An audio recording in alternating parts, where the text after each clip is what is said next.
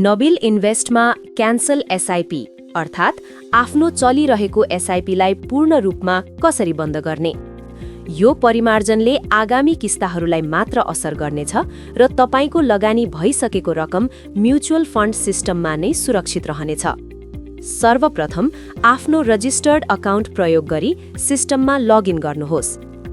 ड्याशबोर्डको बायाँपट्टि रहेको मेन्युको अदर्स सेक्सनमा गई service रिक्वेस्ट्समा click गर्नुहोस् र त्यहाँबाट क्यान्सल एसआइपी छनौट गर्नुहोस्। अब क्यान्सल एसआइपी पेज खुल्नेछ। त्यहाँ आफ्नो डिम्याट अकाउन्ट र आफूले बन्द गर्न चाहेको एसआइपी छनौट गर्नुहोस्। यदि तपाईको किस्ता तिर्न बाँकी छ भने सिस्टममा 3 वटा विकल्पहरू देखिनेछन्। तपाईले अहिले नै तिर्ने, सबै रद्द गर्ने वा पछि तिर्ने मध्ये कुनै एक रोजेर अगाडि बढ्न सक्नुहुन्छ। उदाहरणको लागि हामी पछि तिर्ने विकल्प छनौट गरी रद्द गर्ने प्रक्रिया अगाडि बढाउनेछौँ।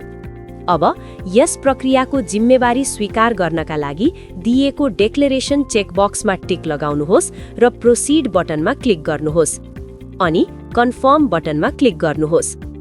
अब प्रमाणीकरणका लागि सेन्ड ओटिपीमा क्लिक गर्नुहोस् र आफ्नो इमेलमा आएको ओटिपी प्रविष्ट गरी भेरिफाई गर्नुहोस्। प्रमाणीकरण सफल भएपछि तपाईले रद्द गर्न चाहनु भएको एसआइपी सफलतापूर्वक क्यान्सल हुनेछ। थप जानकारीको लागि नबिल इन्भेस्टमा सम्पर्क गर्नुहोस्।